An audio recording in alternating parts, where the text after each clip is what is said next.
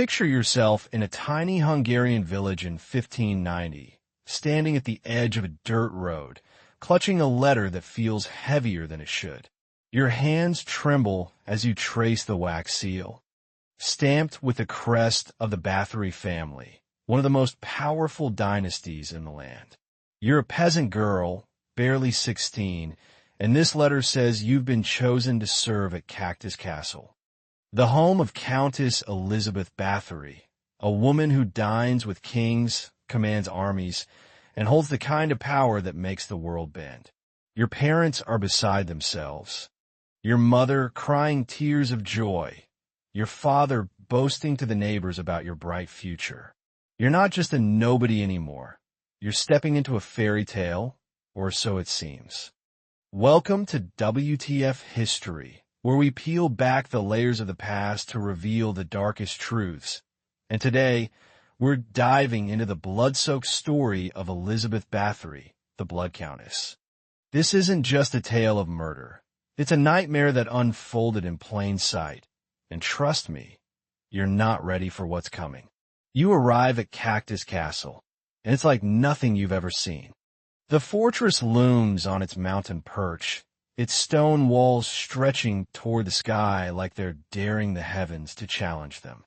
Servants in crisp livery greet you with smiles that feel a little too polished, leading you through gates so massive they make you feel like an ant. Inside, the air smells of wax and wealth. And you're given a bed with actual linens, not the straw you're used to. There's food, real food, not the thin gruel you've lived on, and lessons in how to curtsy, how to speak like a lady, how to hold a quill without smudging the ink. For weeks, maybe months, you're living a dream.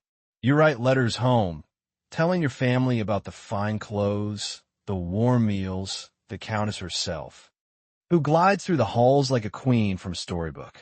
But there's something you don't notice at first, something that creeps into your awareness like a shadow moving just out of sight. The older girls, the ones who've been here longer, avoid your gaze. The castle is too quiet at night, save for faint, unsettling sounds from below, clanks of metal, murmurs you can't quite place. And sometimes you catch the Countess watching you, her eyes sharp and cold, like she's measuring you for a dress you'll never wear. What you can't know, what no one tells you, is that beneath the castle, in dungeons carved deep in a mountain, something unthinkable is being prepared. Silver basins gleam in the torchlight, arranged in patterns so precise they look like a ritual. Torture devices, crafted by skilled hands, wait in the shadows. And Elizabeth Báthory, the woman who smiled as she welcomed you, is watching you not as a person, but as a piece in her twisted puzzle. To her, you're not a girl with hopes and a family waiting for your letters. You're a resource, a means to an end, a drop of blood in her quest for eternal youth.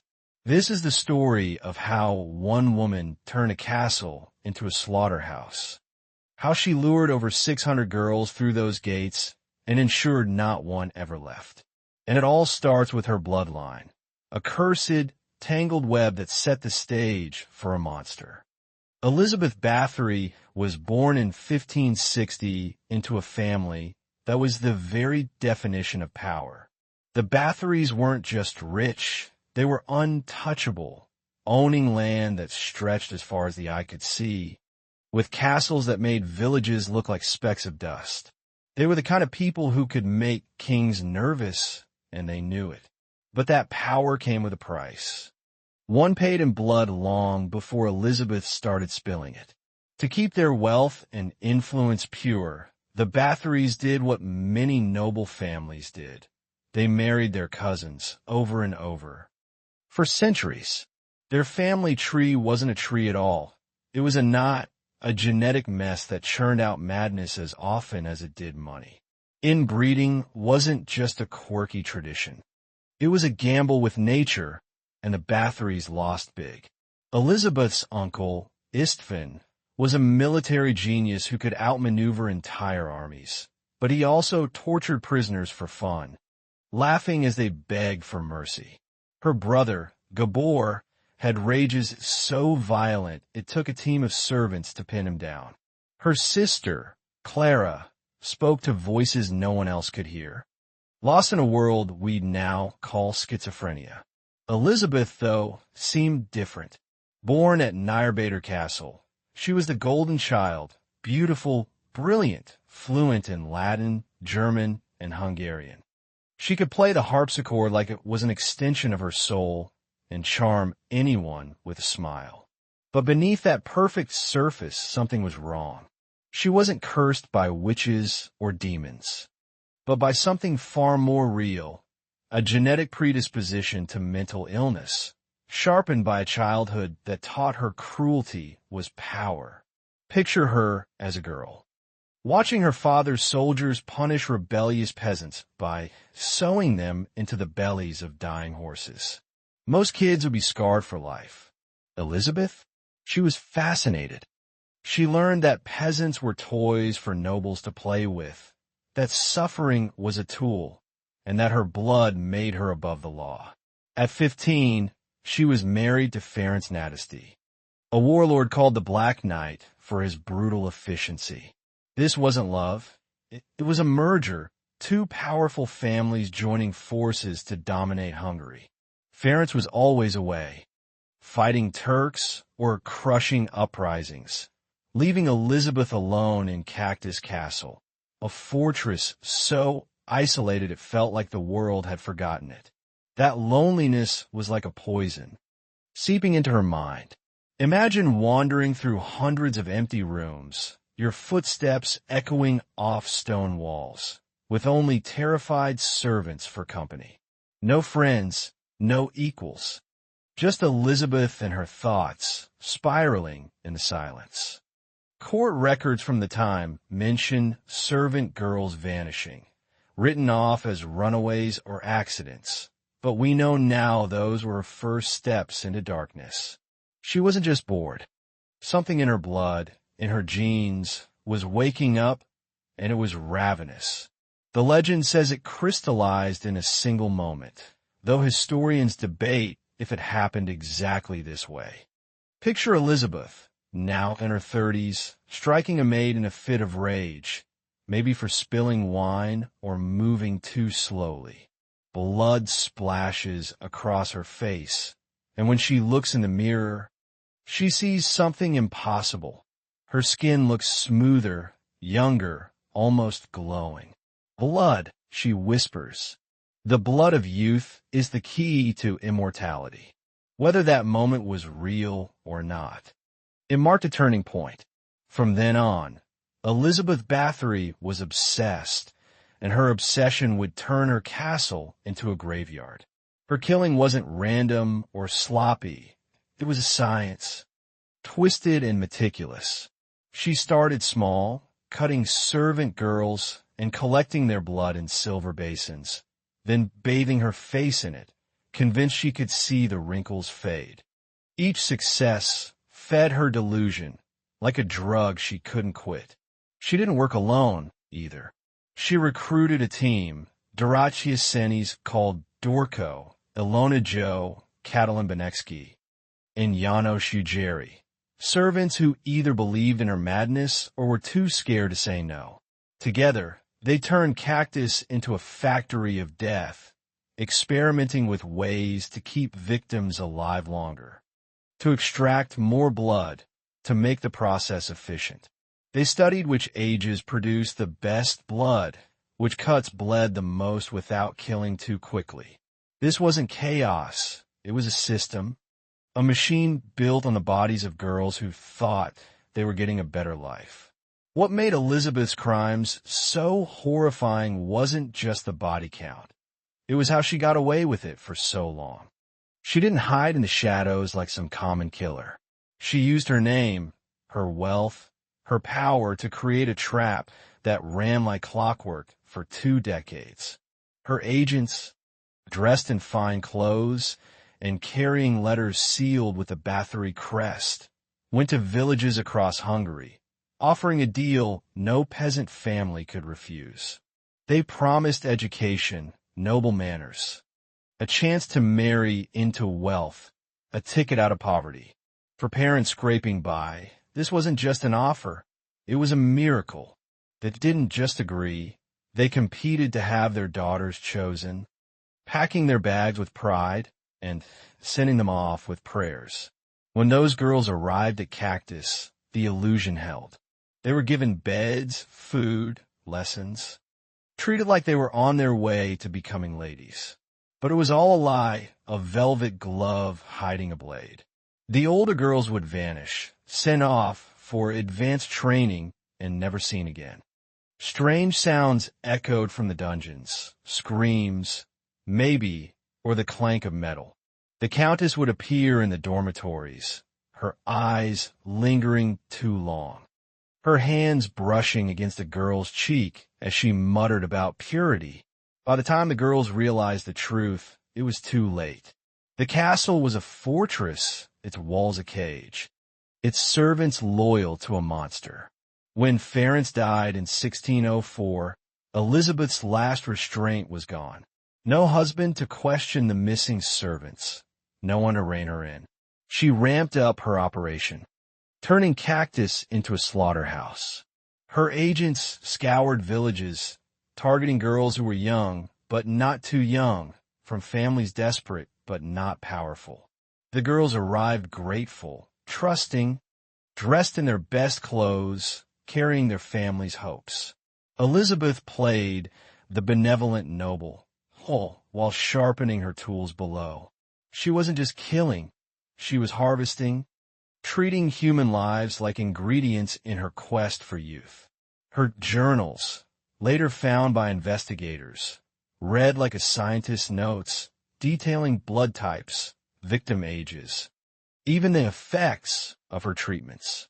She believed she was on the verge of immortality, and every death was just another step toward her goal. For nearly 20 years, she operated this machine of death, hiding behind her title and her castle walls, untouchable, or so she thought. By 1609, Elizabeth's hunger had outgrown her caution. She wasn't satisfied with peasant blood anymore. In her twisted mind, she developed a hierarchy. Peasant blood could slow aging, but noble blood, blood from girls raised in luxury, with pure lineage, could reverse it. This wasn't just escalation. It was a new phase of her delusion. She started targeting daughters of minor aristocrats, sending lavish invitations to their families, promising to turn their girls into refined ladies fit for Europe's greatest courts. She called it an academy of noble refinement, and the letters were works of art, fine paper, gold wax. The Báthory crest. For ambitious, noble families, it was an offer they couldn't refuse. The Báthory name still carried weight, and Elizabeth's wealth was legendary. But noble families weren't like peasants. They had connections, resources, expectations. They wanted letters from their daughters, visits home, proof of their progress. When those girls started disappearing, the questions came fast. Elizabeth, lost in her obsession, didn't see the danger. She treated these girls the same way she treated peasants, disposable. Their blood drained into her basins, their bodies carted off in the night. But noble families talked, compared notes, and soon complaints reached the Hungarian royal court. Elizabeth's arrogance had blinded her to the one thing her power couldn't control, the anger of her peers. On December 30th, 1610, the end came like a thunderclap. Georgi Thurzo, the Palatine of Hungary and the king's right-hand man, arrived at Countess Castle with a royal warrant and a force of soldiers. The raid was planned with military precision. Time for the dead of night to catch Elizabeth off guard. What they found inside was beyond comprehension. The dungeons were a vision of hell, stone channels carved into the floors, leading to blood-stained silver basins. Iron hooks hung from the ceilings, worn from use. Torture devices, crafted with chilling care, filled entire chambers. One room was for restraining victims, another for warming blood, a third for Elizabeth's beauty laboratory, with mirrors and bottles of preserved organs. Recent victims hung from hooks, their bodies marked by horrors no one could have imagined. Elizabeth's journals, filled with sketches and notes, laid out her experiments in meticulous detail, as if she were a scientist, not a killer. When confronted, she didn't flinch. "These girls should be honored," she told Thurzo, her voice calm and certain. "Their deaths serve a greater purpose." To her, she wasn't a monster. She was a visionary, preserving her beauty for Hungary's glory. But the evidence was undeniable, and the noble families she'd crossed were out for justice. The trial that followed shook Europe to its core. Elizabeth's noble blood spared her a public trial, but her accomplices faced the full wrath of the law. Dorothea and Ilona Jo were burned alive after having their fingers torn off with hot pincers. Katalin Benecki got life in prison, spared by her youth and claims of coercion. Janos Ujiri died in custody, perhaps crushed by his own guilt. Elizabeth's fate was different, crueler in its way. She was sentenced to life imprisonment in her own castle. But this was no ordinary cell. Masons walled up her chambers, sealing her in with no windows, no light, just a slot for food and air. The woman who'd stolen the lives of over 600 girls was left in darkness, her mirrors gone, her beauty rituals reduced to madness. For 3 years and 8 months, she lived in that stone tomb. Guards heard her ranting at first, then pleading, then singing fragments of old songs, until the castle fell silent. On August 21st, 1614, at 54, Elizabeth Báthory was found dead, her body untouched by the youth she'd killed for. There was no funeral, no mourning. The Báthory family erased her name, as if she'd never existed. But her story lives on, not as a tale of immortality, but as a warning of what happens when power, madness, and privilege collide. So, here we are, standing at the end of one of history's darkest chapters. Elizabeth Báthory wasn't a vampire, though her story inspired those legends. She was worse, a woman who turned hope into horror, who used her status to build a machine of death that ran for 2 decades. Her genetic curse, her isolation, her unchecked power, they all fed a nightmare that consumed hundreds of lives. If this story gripped you as much as it did me, hit that subscribe button and drop a comment below. What other historical mysteries should we unravel next? This is WTF History, and we'll see you in the shadows.